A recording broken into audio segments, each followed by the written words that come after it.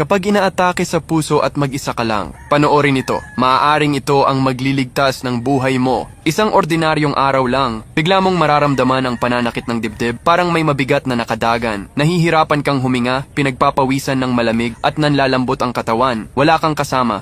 Mag-isa ka lang, pero huwag kang matakot dahil may magagawa ka pa. Una, huminga ka ng malalim, kalmado pero alerto. Umupo o humiga sa komportableng posisyon. Kapag pinabayaan mo ang kaba, lalo lang titindi ang atake, kaya isipin mong kakayanin mo. Uminom ng tubig kung kaya pa. Makakatulong ito para lumuwag ang pakiramdam at maayos ang daloy ng dugo. Pagkatapos, gawin mo ang COG CPR. Huminga ng malalim, tapos umubo ng malakas at tuloy-tuloy. Parang pilit mong inilalabas ang hangin mula sa dibdib. Bawat ubo ay tumutulong sa puso mong patuloy na tumibok. Pinapanatiling umaandar ang dugo papunta sa utak. Kung kaya mo pa, tawagan agad ang kamag-anak o kapitbahay. Sabihin lang ng malinaw, inaatake ako sa puso, pakitulungan ako. Habang hinihintay ang tulong, buksan ang pinto at pintana. Para kung sakaling mawalan ka ng malay, madali kang mahanap. Kung may aspirin sa bahay at wala kang allergy, nguyain ito. Makakatulong ito para mapanipis ang dugo at maiwasan ang tuluyang pagbabara ng ugat. Ang mahalaga sa lahat, huwag kang susuko. Kalmado, ubo, hinga. Isipin mong darating ang tulong. Ang bawat segundo ay mahalaga. Bawat ubo, bawat hinga ay laban mo para sa buhay mo. Marami nang naligtas dahil sa ganitong simpleng kaalaman. Kaya isave mo ito, ishare mo, at ipasa sa mga mahal mo sa buhay. Hindi mo alam, baka ito ang post na makapagliligtas ng buhay.